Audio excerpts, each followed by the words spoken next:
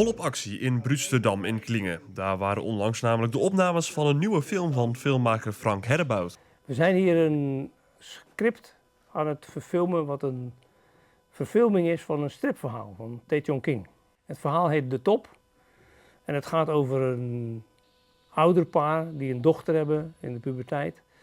En die dochter die heeft een topcarrière in het zwemmen. Veel medailles, veel prijzen gewonnen. En de ambities van die ouders zijn een stuk groter dan de ambities van de dochter inmiddels.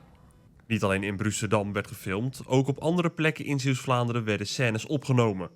En het is niet gek dat de in Zaandam woonachtige Terneuzenaar koos voor een verfilming van een stripboek.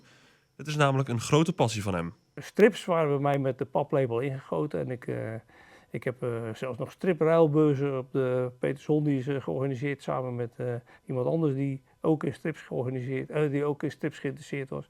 Dus strips betekenden veel voor mij, ja. De verfilmde strip is ooit gemaakt door illustrator en striptekenaar Tae King. Hij is op de hoogte van de verfilmingen en volgt het proces met veel interesse. Nou, hij vindt het zeer boeiend. Hij is gisteren de hele dag bij de opnames geweest. Maar Tae King is een enorme filmkenner.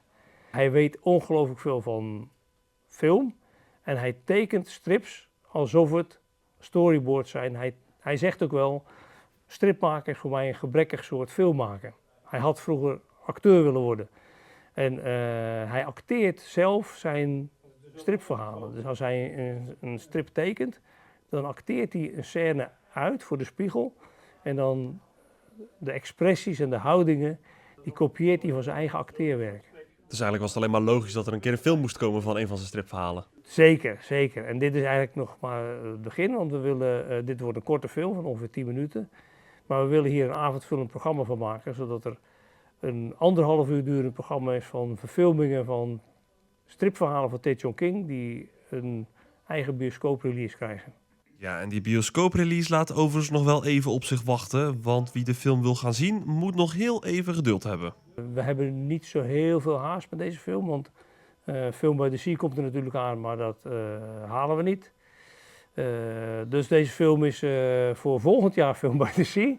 En gaat waarschijnlijk eerst naar andere filmfestivals, maar volgend jaar voor Zeeland bij Film by the Sea.